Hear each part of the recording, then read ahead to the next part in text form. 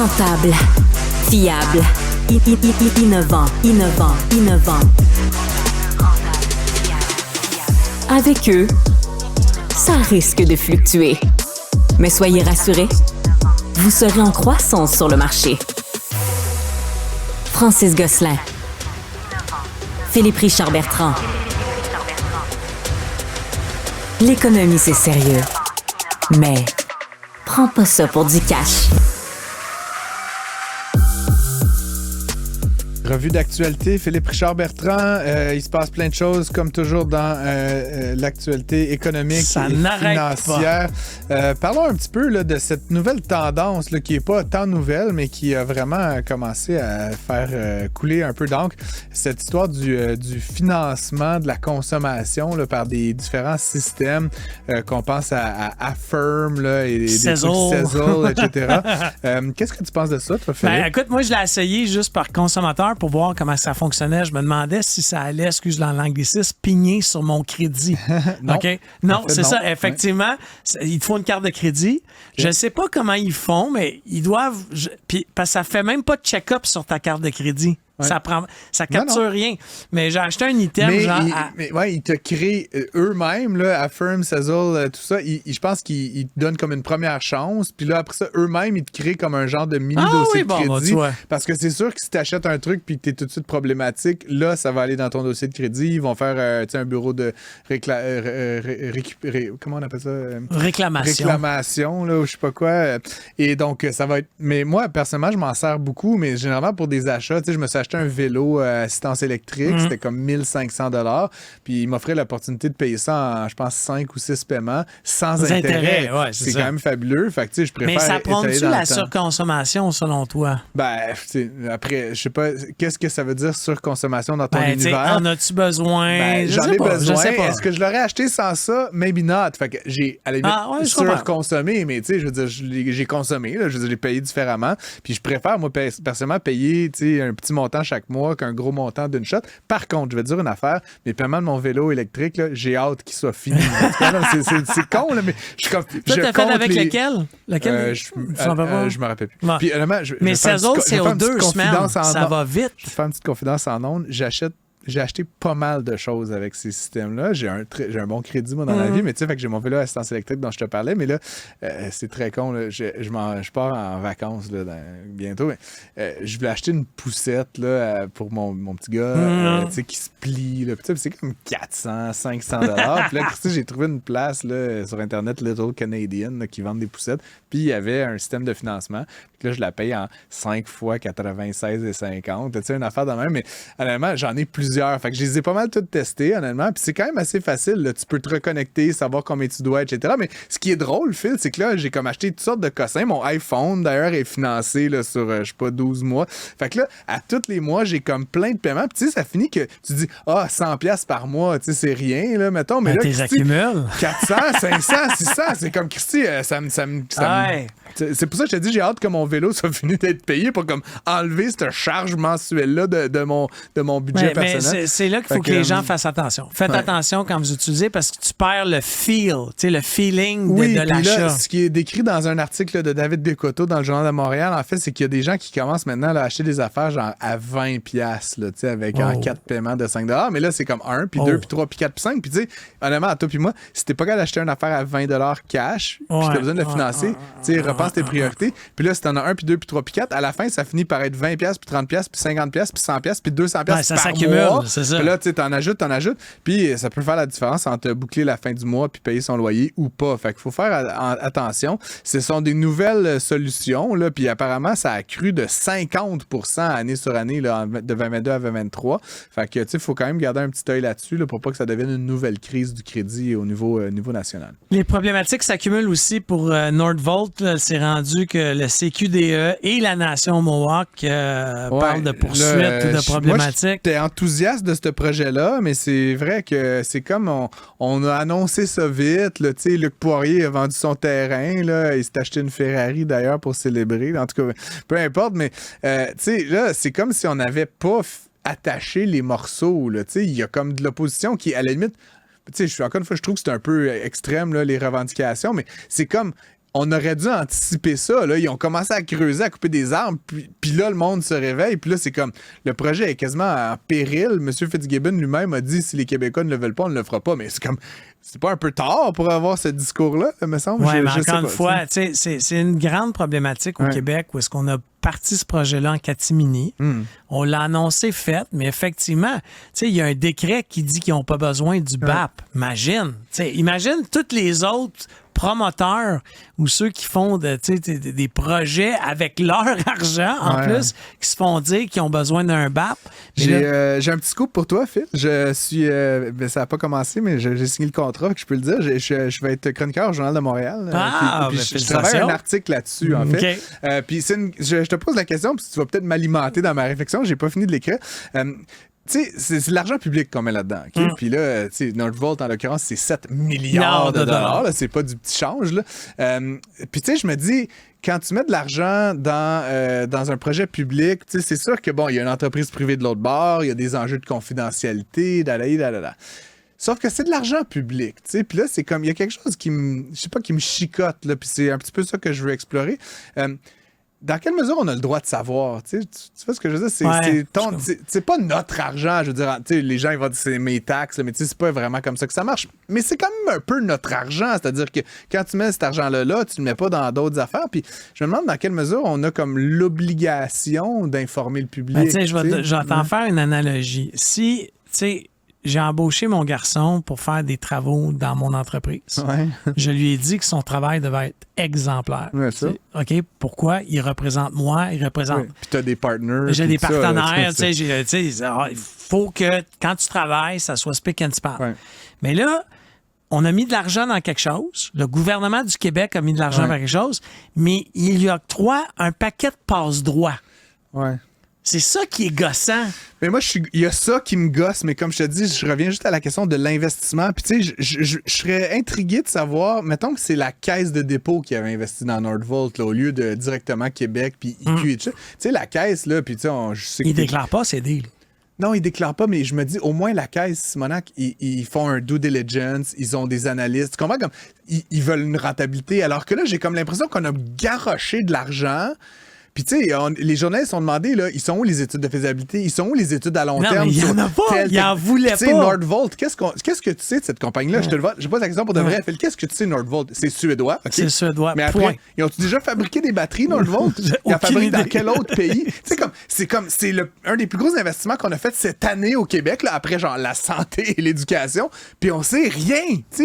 Puis comme, là, tu peux fouiller, là, puis tu vas trouver réponse à ces questions-là, mais je trouve juste ça bizarre qu'on n'a pas senti. Puis, tu sais, je veux pas casser du sucre sur le dos de la CAQ, mais on n'a pas senti l'obligation d'expliquer au monde ce qu'on était en train de faire. T'sais. On dit batterie, là, puis là, tout le monde tape dans les mains. Puis encore une fois, je suis très favorable à la transition énergétique puis aux véhicules électriques, mais je trouve juste qu'on a comme moffé un petit peu l'explication économique de ça auprès des investisseurs qui sont les contribuables. Mais on a toujours fait ça, by the way. Là, je te ramènerai sur des articles avec Hyundai. Il y a 30 ans, c'était la même affaire.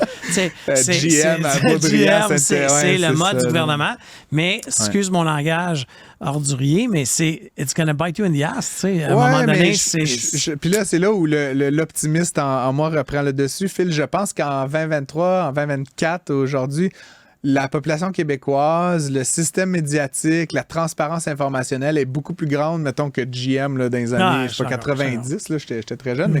Mais tu sais, je me dis, le monde sont plus sophistiqués. Là, les gens sont un petit peu plus lettrés financièrement. Il me semble qu'on aurait la capacité de comprendre que, tu sais, à l'époque, c'était les années 90. Je suis d'accord avec toi. Il me semble qu'on serait en droit de s'attendre, en tout cas, à un petit peu plus d'informations. Puis j'ose espérer que la suite de ce projet-là, si toutes ces poursuites là, ne le font pas arrêter, vont nous donner un meilleur accès. Quelques petits éléments, Phil. Les Canadiens, dans la dernière année, de 2022 à 2023, ce sont les 20% les plus pauvres de la société qui sont les seuls à s'être appauvris. Parce qu'on le sait, la valeur des propriétés s'est améliorée. Les salaires ont quand même augmenté assez significativement. L'aide sociale a augmenté. Tout a augmenté là, à peu près à l'inflation, voire plus.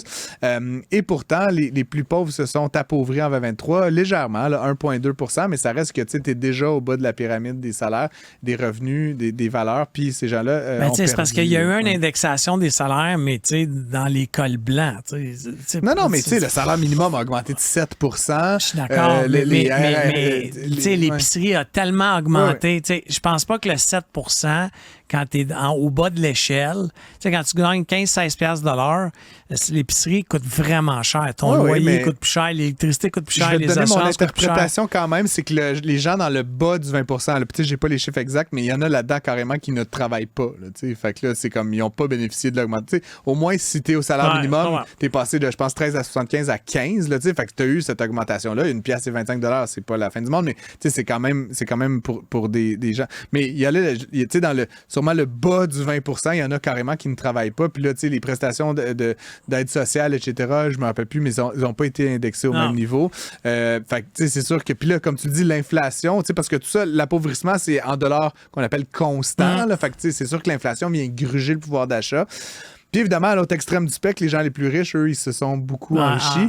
Puis la raison, évidemment, qui est corollaire à ça, c'est que les gens au bas de l'échelle, généralement, ils n'ont pas d'actifs. Ils n'ont pas de placement. Ils sont probablement pas propriétaires d'une maison ou d'un actif. Ils investissent pas en bourse, dans des CPG, etc. Les opportunités qui sont devant eux sont très limitées. Exactement. Fait que là, c'est sûr que les gens en haut de la pyramide des salaires, eux, ils ont des maisons. La bourse, l'année dernière, a eu une performance stellaire. Fait que c'est sûr que ces gens-là ont gagné beaucoup parce qu'ils ont des actifs. Puis ces actifs-là ont généré des revenus exceptionnels en 2023. Bref, c'est un peu dommage. Bordel chez Boeing, ça n'arrête pas, ça finit pas. Hein. Hey, j'ai vu, là, outre que, là, il y a une grosse nouvelle, c'est que United Airlines revoit tous ses plans sur l'utilisation. Ils ont annoncé qu'ils allaient faire une perte en janvier, dans le premier trimestre 2024, parce qu'il y a 86 avions qui sont cloués au sol, là, des MAX 9. Quand tu regardes dans les états financiers de Boeing, Boeing, quand tu comprends, ils vendent un avion, mais ils t'allouent. C'est eux le financier souvent. Oui, sûrement. Okay? Ouais. Mais là, il y a une radiation exponentielle. Je pense qu'ils vont avoir cette année, si je ne me trompe pas, là, entre 20 et 30 milliards de charges. Parce que tu comprends que United, qui louait un avion qui est cloué au sol, elle ne paye plus. Il faut un avion de remplacement. C'est compliqué, mais oui, c'est ça. C'est fou, là, évidemment, tout ça joue en faveur d'Airbus. Moi, honnêtement, j'ai pas d'avis là-dessus. Bon, je suis une personne qui a beaucoup voyagé. J'aime beaucoup les avions. J'aime plusieurs appareils de Boeing, mais là, c'est vrai qu'avec l'histoire de Alaska Airlines, le 737 MAX 9, là, dont la porte s'est arrachée en début janvier, ça augure mal. Écoute, le prix de l'action de Boeing a perdu 20 % là, depuis un mois. Ça va pas super bien.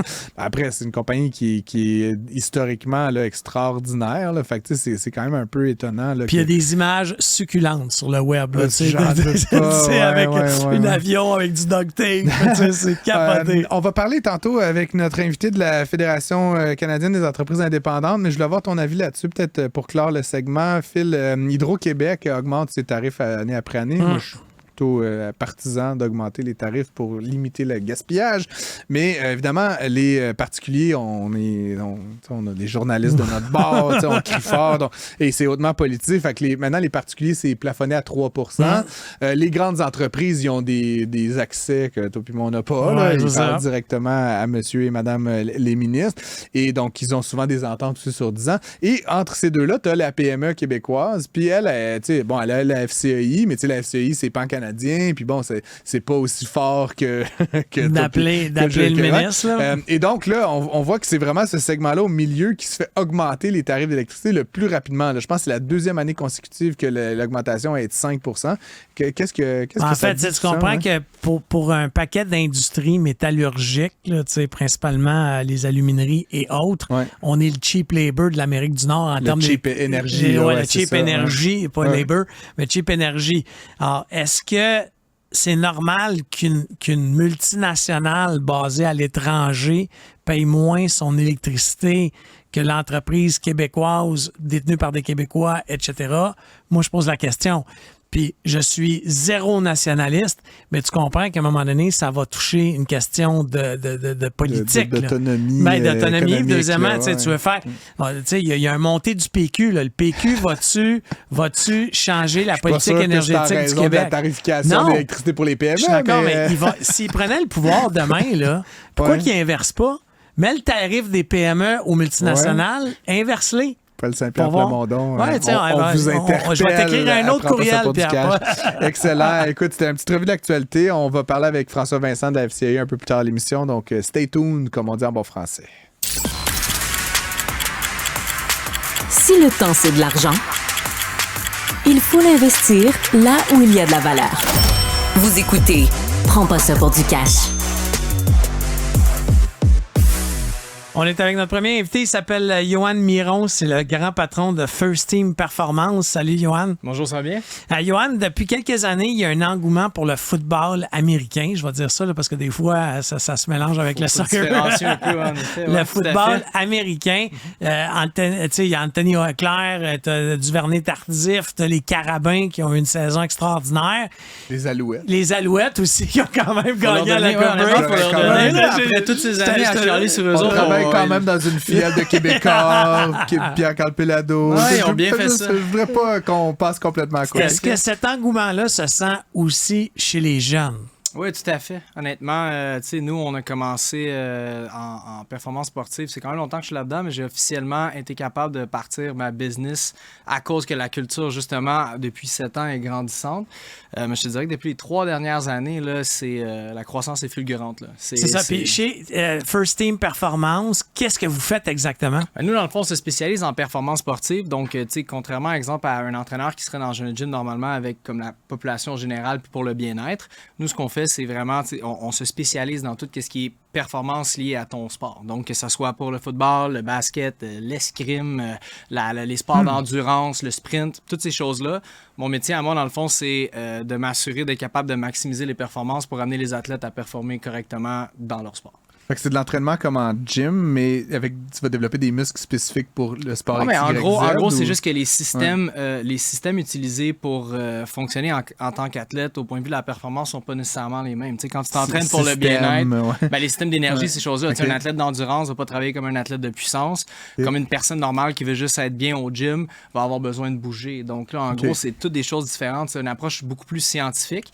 Puis aussi, c'est une approche que ça doit être quantifiable beaucoup. T'sais, on s'entend que nous, on regarde pas nos athlètes dans le miroir et on est comme, ouais, ça fonctionne parce qu'il est correct en chest. Nous, on doit avoir des abs, bro. Non, mais c'est ça, on doit avoir des métriques. Dans le fond, savoir, OK, notre athlète, il rentre, son profil, jour 1, il est ici, puis après ça, jour 2, il est là, puis là, jour X, il est là, il y a une compétition. C'est vraiment de la haute performance. Tout à fait, exact. C'est un suivi personnalisé pour chacun des athlètes qui est dans le programme. Ouais, exact. Puis, comment on se retrouve à faire ça? Yohann Miron, ça part de où? T'es un physio? Non, du tout. Moi, j'ai tout le temps eu une passion pour l'entraînement. Là, j'ai 35 ans. J'ai commencé à 17 ans. Mon premier job, c'était dans un énergie cardio. À l'université, je voulais aller en kinésiologie. Quand j'ai vu un peu le cursus scolaire, j'étais un peu déçu parce que c'était très global. Moi, c'était vraiment la performance que je voulais faire. Mais par contre, j'ai décidé quand même d'aller chercher beaucoup de formations à l'externe. J'ai commencé à travailler dans les gyms. J'ai travaillé relativement longtemps. Ensuite de ça, je me suis tanné un petit peu parce que j'étais vraiment tanné de travailler avec la population générale. Puis la culture de la performance était beaucoup axée sur tout ce qui était le hockey. On s'entend qu'au Québec, le hockey, c'est épique. Puis là, maintenant, quand que j'ai décidé de partir ça un peu, j'ai mon bon ami Miles Gibbons qui entraîne des carrières de QB Movement, que lui, il faisait ça à temps plein en travaillant genre au Jack Astor. Puis là, à un moment donné, j'ai dit, on fait ça un camp, puis on essaie de checker, voir si le marché est prêt à faire ça. Puis il était comme, OK, let's go. On a fait 2 semaines de préparation, on a eu comme 125 jeunes. Puis à partir de ce moment-là, c'est là qu'on a fait comme, OK, tu sais, Non, mais aujourd'hui, tu sais, t'as des cours d'agilité, de vitesse, de corps arrière. On a beaucoup de choses. Là. On fait du développement positionnel avec différents coachs qu'on travaille avec, comme Mars, par exemple, comme j'ai dit, des corps arrière. On a des partenariats avec différentes personnes comme Chris Mulumba de Linebacker Prototype. J'ai mon ami Elage qui fait de la course aussi, qui est un spécialiste de course, que je travaille avec lui. T'sais, nous, on essaie de travailler avec le plus de monde compétent pour donner accès à différents knowledge. Puis aussi, ben nous, en tant qu'entreprise, moi, mon expérience, c'est tout ce qui est développement de la vitesse, de l'agilité, performance sportive. On a aussi des suivis en nutrition. On a quand même un encadrement 360. Puis tout ça, c'est une business? Ouais. Tu es président de la business? Président. Parle-nous un peu de la structure. La structure en tant que telle, c'est quand on a commencé, on était moi puis Miles, on faisait nos choses ensemble. Finalement, on a commencé à être assez sustainable, excusez les anglicismes, durable, exact, pour être capable d'avoir une pérennité d'entreprise assez rapidement. Donc, ensuite de ça, on était capable de lui faire ses choses, moi faire mes choses, puis quand on faisait des camps, on travaillait ensemble. Fait que là, j'ai été first team, je te dirais que jusqu'à la 5e année, je l'ai pas mal roulé toute seule. Je l'ai scalé toute seule. Je l'ai développé toute seule en m'occupant de mes médias sociaux, mon développement d'entreprise. Là, à un moment donné, évidemment, ça prenait beaucoup trop d'ampleur. Puis, je veux dire, là, à un certain point, pour aller au prochain niveau, évidemment, il faut aller chercher des bonnes personnes. Puis, j'ai Guillaume Lemaire, qui est mon partenaire, mon meilleur ami, même le parrain de mon fils. Puis, j'ai dit, ça te tente-tu? Lui, il était dans l'entraînement personnel depuis longtemps, la performance, il aimait vraiment ça. Puis encore là, il n'avait pas accès à ce pool d'athlètes-là puis de jeunes-là. Puis on a commencé tranquillement. Moi, je suis, même si c'est des amis ou quelque chose, je suis très méfiant quand c'est mon nom qui est sur une business. Donc, on a commencé, là, je me suis assuré qu'il soit à l'aise. Guillaume n'était pas très à l'aise au point de vue gestion. Associé? Ben oui, on est associés. C'est pas Inc, je veux dire. Non, là justement, incorporer. J'ai l'air de picosser. Là, non, du tout. Je suis intéressé. Au point de vue fiscal de s'incorporer depuis 2018, c'est pas aussi intéressant qu'avant. Là, donc, c'est d'autres choses que c'est un autre dossier. Qui envoie les factures? Là, en gros, tout passe par moi. OK.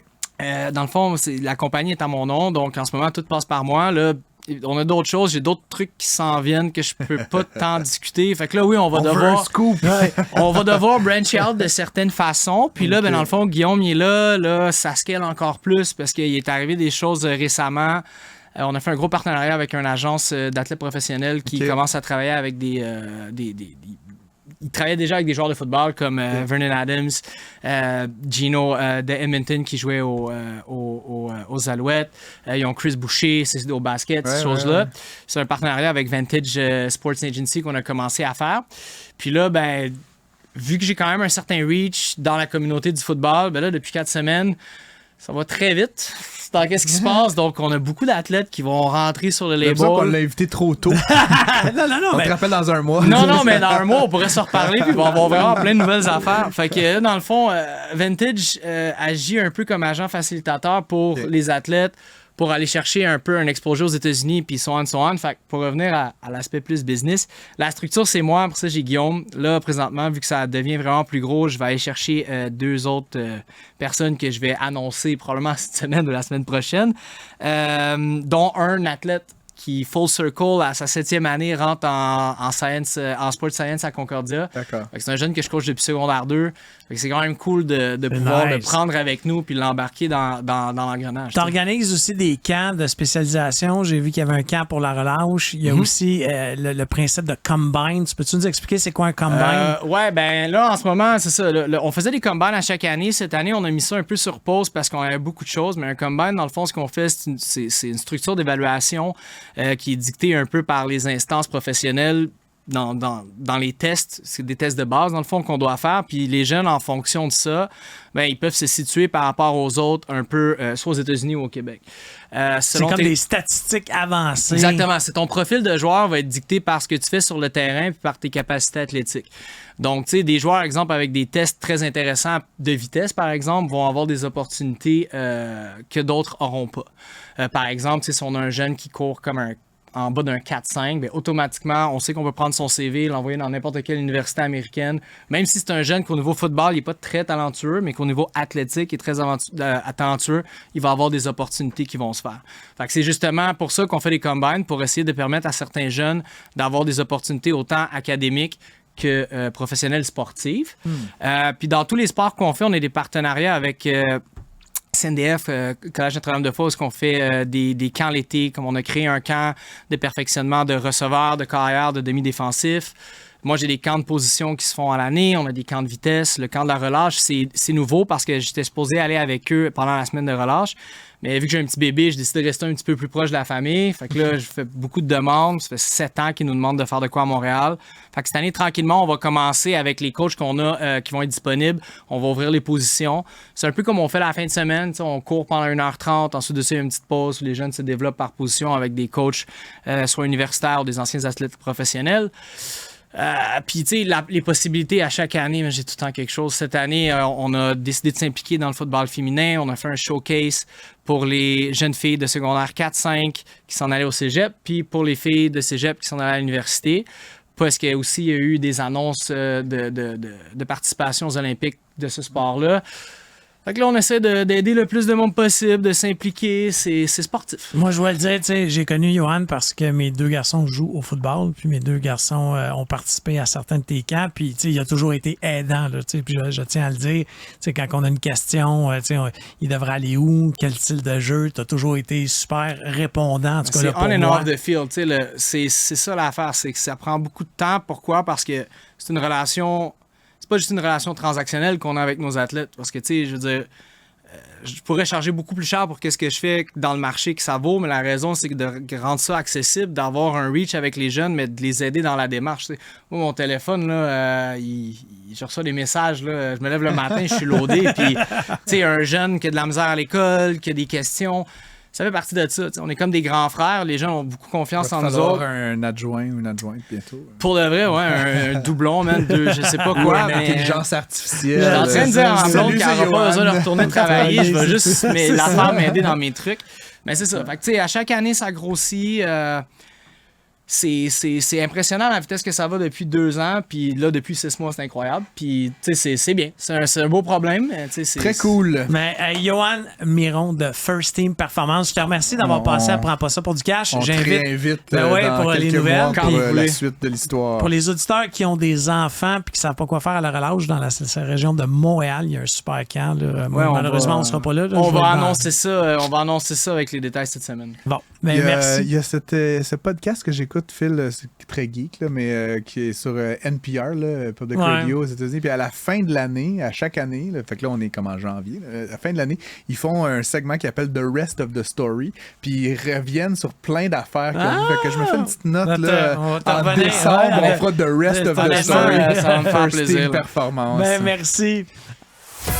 Un taux d'intérêt très élevé qui défie toute la concurrence du marché. Avec Francis Gosselin et Philippe Richard Bertrand. Prends pas ça pour du cash. C'est un sujet d'une très grande actualité. On a le plaisir d'accueillir Roxane Champagne-Duval en studio. Bonsoir. Merci, bonsoir, merci de m'avoir. C'est un grand plaisir pour nous deux, je pense. C'est la PDG d'Alea Protection. Ouais. C'est une entreprise de, on va dire, produits menstruels biologiques et durables. Je cite ton site web. Qu'est-ce qui t'a donné l'idée de lancer cette entreprise-là?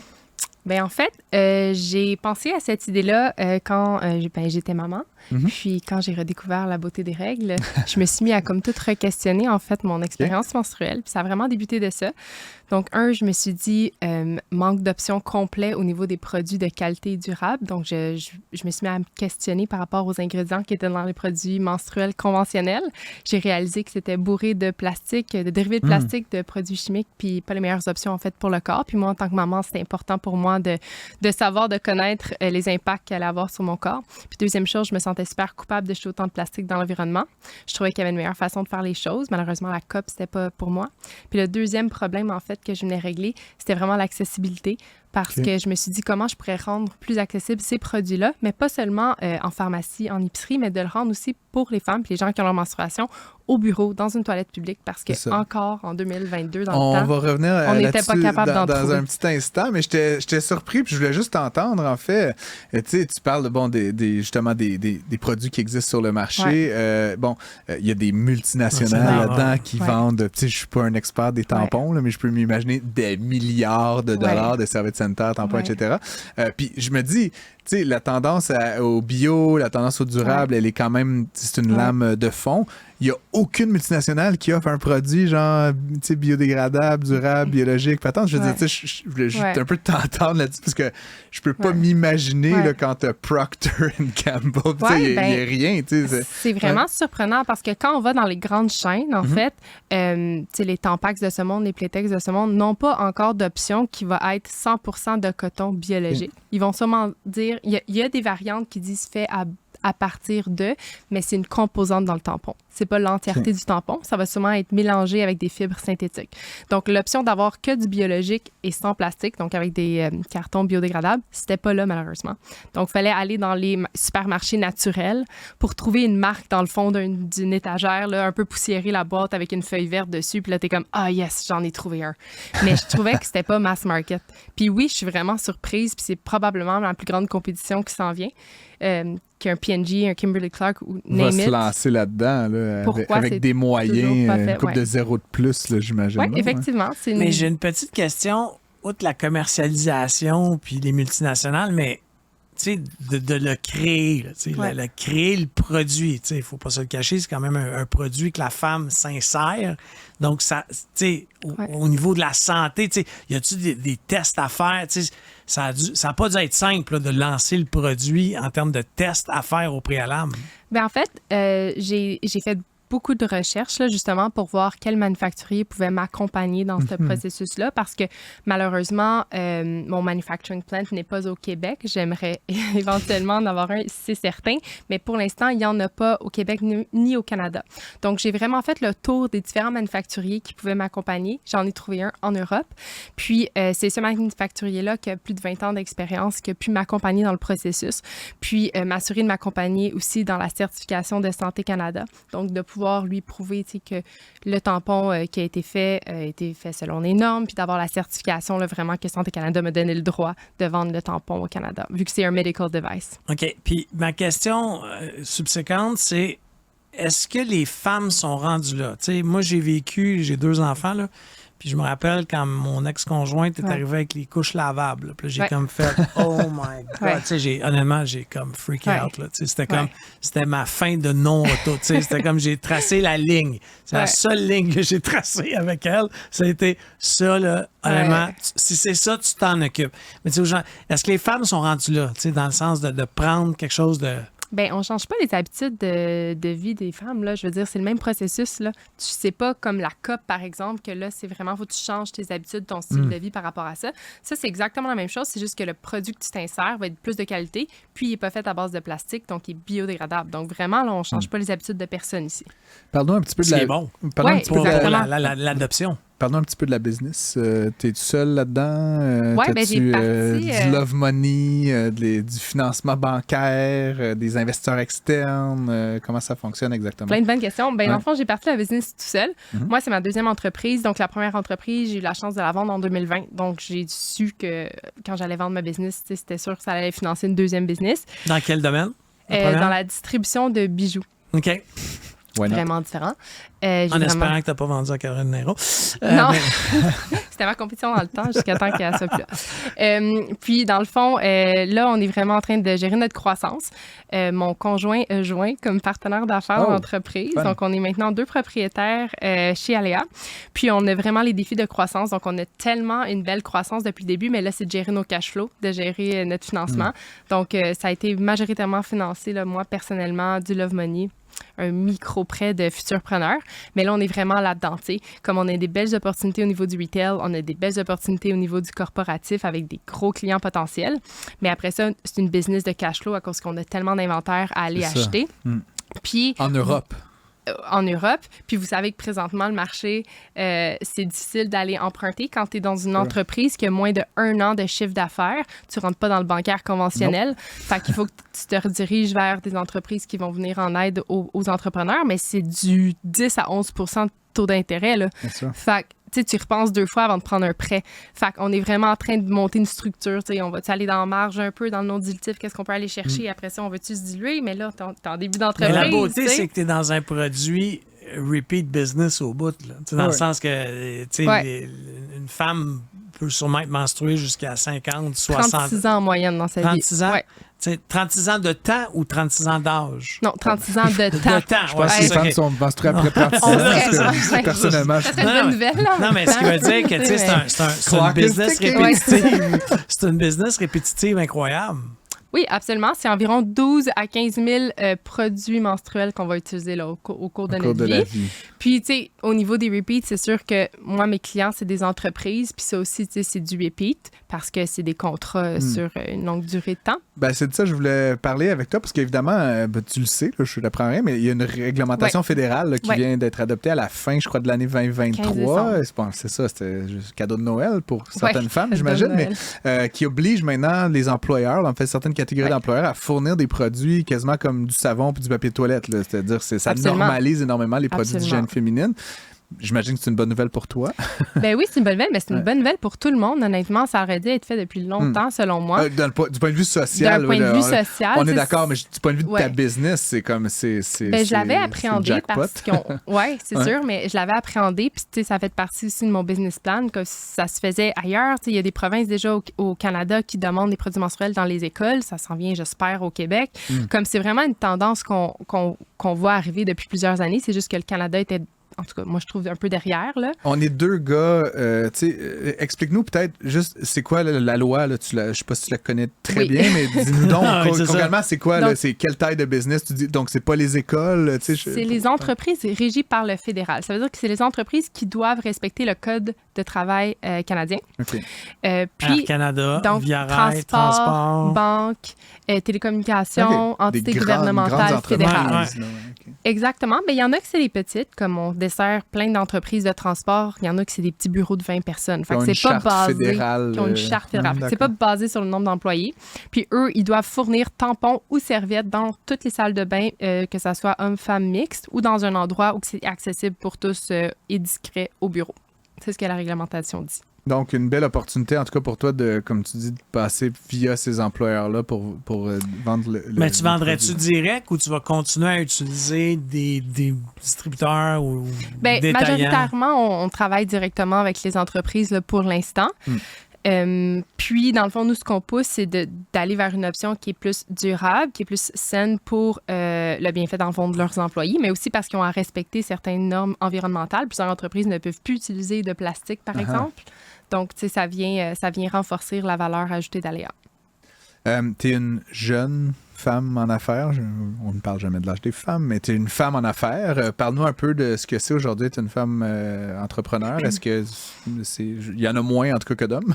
Est-ce que c'est plus difficile? Est-ce qu'il y a des programmes auxquels tu as accès? Est-ce que tu considères qu'on en fait suffisamment pour encourager l'entrepreneuriat féminin? J'aimerais un peu t'entendre sur cette thématique. Mais je pense que le plus gros challenge, en tout cas pour moi, là, c'est d'être maman et entrepreneur. Je pense que ça demande beaucoup parce qu'on est limité dans le temps. J'ai pas autant de temps qu'une personne qui n'aurait pas des enfants à sa charge.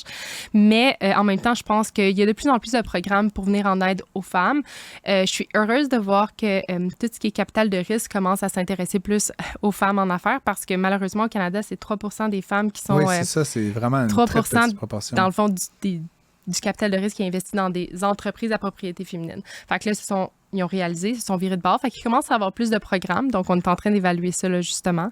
Mais c'est une belle communauté. Je pense qu'on s'entraide beaucoup. Puis tu sais, je suis fière là, d'être une femme entrepreneur. Puis que mon conjoint quitte sa job full-time pour... Chapeau, mais il y a même des banques qui se sont qui ont créé des départements. Là, la TD, là, pour en nommer une. Après ça, tu as Evol au Québec, là, qui est l'ancien... Puis je sais que la CDPQ a un programme. La Caisse de dépôt a un programme chef de file aussi. Je parlais avec quelqu'un de Axelia Capital, je sais pas si ça dit ça, qui est deux femmes qui avaient fait des exits, qui avaient des liquidités, qui ont réuni d'ailleurs toutes sortes de femmes extraordinaires. Là, Monique Jérôme Forget, l'ancienne de Desjardins, j'oublie son nom. Il y a la REFAC aussi, le Réseau des femmes d'affaires du Québec. Bref, on fera une liste dans la description de l'émission. Peut-être une dernière question, mais what's next? Hein? Bon, tu disais des enjeux de liquidité, etc. Je devine que tu vas trouver solution. Tu as l'air d'être quelqu'un qu'il y a tous ces moyens, mais c'est quoi les prochaines étapes de croissance que tu envisages? Est-ce que c'est Le géographique? Pour vrai, moi, je veux vraiment est-ce que c'est d'autres lignes de produits féminins? Un peu, c'est quoi, si on te réinvite dans 5 ans, là, ça va ressembler à quoi, Léa? On veut vraiment focus sur l'accessibilité des produits, dans le fond, sains et durables. Puis l'accessibilité, pour nous, c'est vraiment de travailler avec les entreprises, les corporations, les compagnies de distribution pour être dans le plus de salles de bain corporatives ou publiques dans le Canada. Donc, on va tout faire en sorte pour pouvoir scale la business rapidement, de bâtir une équipe solide, puis de continuer à offrir ces produits-là pour que de plus en plus de femmes aient accès gratuitement à ces produits-là au bureau. En tout cas, on invite tous ceux qui nous écoutent. Là, on a quand même une petite base de gens, d'entrepreneurs qui nous écoutent. Grande base. Une grande base. Mais de gens qui pourraient offrir ces produits-là à même leur entreprise, d'aller consulter ton site web. Le site web, c'est Aléaprotection.com. Aléaprotection.com. Si vous êtes directrice des ressources humaines, si vous êtes entreprise à charte fédérale et que vous cherchez une solution pour vous conformer à la nouvelle réglementation, on vous invite à visiter. Roxane, merci beaucoup d'avoir été avec nous. Merci beaucoup. J'apprécie. Un flux sans interférence. Pour une écoute plus que rentable. Prends pas ça pour du cash. On en parlait plus tôt à l'émission, Phil. On a parfois l'impression que les PME sont prises un peu entre les consommateurs retail, politiques et les grandes entreprises qui ont des accès privilégiés. La PME, c'est quand même le cœur de l'économie canadienne, québécoise. Et on a décidé d'inviter, puis peut-être qu'on va le réinviter même régulièrement, là, François Vincent, qui est de la Fédération canadienne de l'entreprise indépendante. Bonsoir, François. Bonsoir. On a fait grand cas là, de la date limite du compte d'urgence pour les entreprises canadiennes. Bon, ça fait 1000 fois qu'on en parle, mais je vais quand même faire un retour. La date limite du 18 janvier est désormais passée. C'est quoi la situation sur le terrain? Qu'est-ce que vous entendez à la Fédération là, par rapport à cette histoire-là? Est-ce qu'il y a des nouveaux rebondissements anticipés? Où est-ce que vous créchez là, pour l'instant? Bien, ce que je peux vous dire, c'est que la ministre des Finances elle a confirmé qu'il y avait 75% des entreprises qui ont remboursé dans les délais. Mais maintenant, je pense pas que ça en laisse 25%. C'est ça. Ce qui n'est pas rien. C'est pas 75% qu'il faut se réjouir. Là. C'est 25% de 900 000 entreprises. Ouais. C'est beaucoup. Ça. Fait que ça fait 225 000 là, qui n'ont pas remboursé dans les délais. Nous, d'abord, ça démontre que notre service de recherche, il est sacoche, ce que vous disiez ça de même, parce que nos données disaient qu'il y a 22% des PME qui ne rembourseraient pas. Okay. Fait que 25%, on est dans la marge statistique de nos sondages. Donc, quand on sort des sondages, c'est très représentatif de ce qui se passe sur le terrain au niveau des PME. Donc, d'abord, 225 000 entreprises qui ça, c'est au Canada. Au Canada, oui. Oui. Ben, si on prend la proportion de l'économie au Québec, là, c'est une quarantaine de mille entreprises au Québec. Quand même, là, c'est quand même important. Qui se ramassent avec un endettement supplémentaire de façon assez importante. Puis, je ne sais pas si vous avez déjà vu, là, il y a une première vague de fermeture là, le 18 janvier. Là. Moi, j'ai remarqué là, sur ma rue commerciale, là, il commençait à avoir des panneaux à louer. Maintenant, ça ne veut pas dire que parce qu'il y en a 75% qui ont remboursé, qu'il n'y en a pas qui ont pris un endettement supplémentaire pour aller chercher le 20 000. Ouais. Selon nos données, c'est le tiers des PME qui sont allés chercher un endettement supplémentaire. Donc, on passe l'endettement de la poche gauche à la poche droite, puis je dirais même des deux poches en même temps. Juste, pour répondre trop longtemps, une petite anecdote. Justement, la journée où il y avait la date limite, j'étais sur le terrain avec un de nos représentants. On est allé rencontrer un restaurateur qui est en affaires depuis 30 ans. Il a 61 ans, le monsieur. Il n'y a pas d'autre option que de faire fonctionner son restaurant. Donc, lui, il était capable de s'arranger avec sa banque pour aller chercher une marge de crédit. Mais ça représentait des coûts supplémentaires de 600 $ par mois, un petit peu plus de 600 $ par mois, dans un contexte où ça n'est jamais revenu avant la pandémie. Il disait qu'il est passé de 19 employés à temps plein en 2019 à 6 employés. Ses coûts augmentent de partout. Puis là, il se ramasse pour rembourser un prêt, un endettement supplémentaire. Il ne sait pas où est-ce qu'il va aller chercher cette marge-là. Qu'il a en plus endossé personnellement, sûrement. C'est ça. C'est ça. Donc, il y a peut-être aussi une proportion des entreprises qui vont rembourser, puis après, quand ils vont avoir passé l'endossement personnel, ils vont fermer leur entreprise. Mais c'est sûr que ça affaiblit énormément énormément l'économie réelle. Là. On va continuer de suivre ce dossier-là avec beaucoup d'intérêt. Je voulais juste avoir un petit écho là, de la part du terrain là, et de la FCEI. Autre sujet dont on voulait parler avec toi, François, il y a eu, je pense que c'était aujourd'hui là, ou hier, là, une nouvelle concernant la tarification de l'électricité au Québec. Là, je voudrais parler du Québec en particulier. Évidemment, les consommateurs, là, il y a eu plusieurs représentations, c'était très politisé, les hausses sont plafonnées. Dans la grande entreprise, les hausses sont plafonnées. Et ce qu'on apprend finalement, c'est que c'est les PME qui font un peu les frais d'Hydro-Québec avec des hausses de 5 Comment est-ce que vous parlez à Hydro-Québec, la FCEI? Est-ce que vous faites des représentations? Est-ce qu'il y a du lobbying qui se fait pour justement arrêter là, cette espèce de ponction sur les finances des PME québécoises? Oui, on en fait, mais c'est pas Hydro-Québec, puis c'est pas la régie. Dans le fond, c'était la faute du gouvernement. C'est une décision politique d'avoir exclu les PME de la protection du 3 le deuxième projet de loi qui a été déposé après les élections. Ce qui est plus scandaleux là-dedans, d'abord, c'est que c'est les petites entreprises qui financent, qui sont la vache à lait d'Hydro-Québec. Hein? Il y a l'interfinancement, donc la petite entreprise va payer entre 20 à 28 plus cher ses tarifs d'électricité pour financer les bas tarifs des citoyens. Honnêtement, c'est scandaleux. C'est scandaleux. Oui. Puis là-dessus, d'abord, là, peut-être résumé, le gouvernement, quand la CAQ au premier mandat, ils ont fait le projet de loi 34, puis ils ont enlevé à la régie la possibilité de décider des tarifs d'électricité suivant la demande d'Hydro-Québec. Puis la régie, c'était fantastique. C'est un tribunal indépendant, des spécialisés, les groupes font valoir leur point de vue. Donc, on avait dépolitisé l'enjeu d'électricité au Québec, qui l'était avant. On l'a vu aussi, il y avait des gels pendant plusieurs années. Puis on l'a repolitisé essentiellement. C'était une hausse. Ben oui, parce que c'était bien fait. Là, ensuite de ça, l'argument, c'est qu'on va lisser ça à l'inflation, ça va être encore mieux, puis on va revoir aux 5 ans. Est arrivé l'augmentation assez importante de l'inflation. Donc, nous, avec Option Consommateur, on a fait une grande campagne pour faire en sorte qu'on revienne à la régie annuellement, puis qu'on protège les PME des tarifs d'électricité. Puis le gouvernement, avant les élections, s'était engagé à protéger et les PME et les citoyens. Après ça, ils nous ont laissé tomber, puis ça fait en sorte que depuis l'adoption du projet de loi 2, c'est 368 millions de payés en plus par les PME à cause de cette décision-là. Puis le pire là-dedans, c'est que c'est un montant qui est exponentiel parce que la hausse qu'ils ont payée en trop l'année passée revient cette année, plus la hausse en plus. Oui, c'est de l'augmentation sur de l'augmentation. Mais écoute, c'est quand même intéressant. Puis moi, si je mets même ma casquette d'économiste, là, ces entreprises-là qui payent plus cher l'électricité, forcément, c'est un intrant qui coûte plus cher. Fait que qu'est-ce qu'ils vont faire? Ils vont traduire probablement ces augmentations-là dans des augmentations de prix. Donc, ça contribue indirectement à l'inflation, tout ça. Le prix de l'énergie, on le sait. Les seuls moments où je deviens nationaliste de toute ma vie de fédéraliste, OK, c'est quand j'entends des affaires de même. Puis là, tu sais, honnêtement, c'est une opportunité pour le Parti québécois de dire clairement, nous, on va prendre le pouvoir, on va faire l'indépendance, puis en plus, on va inverser les tarifs. On va donner le tarif PME aux multinationales, puis aux multinationales, le tarif, tu sais, inversé. Je sais pas quelle mouche a piqué Philippe Richard-Bertrand, mais c'est la deuxième mention de la souveraineté du Québec dans la même émission. C'est Benoît Dutrisac qui déteint sur moi. Je termine avec une petite question rapidement, mais évidemment, le sujet de l'heure dans pas mal tous les médias, c'est la question de l'immigration. Je sais que le Bloc québécois, le Parti conservateur, ont demandé au gouvernement Trudeau cette semaine de réinstaurer des visas pour les travailleurs mexicains.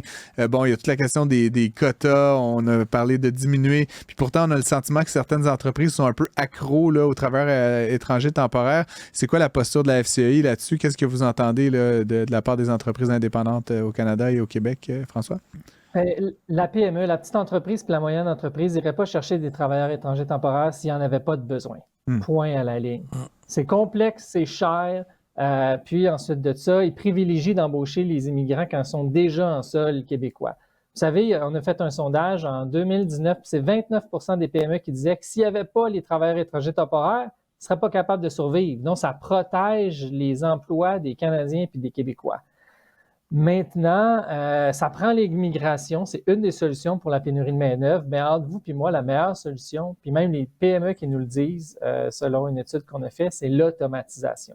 Donc, oui, il faut garder une immigration importante. Maintenant, c'est pas par là qu'on va aider de façon plus directe les PME à surmonter la pénurie de main-d'œuvre, c'est l'automatisation. C'est plus facile à dire qu'à faire, je pense, non?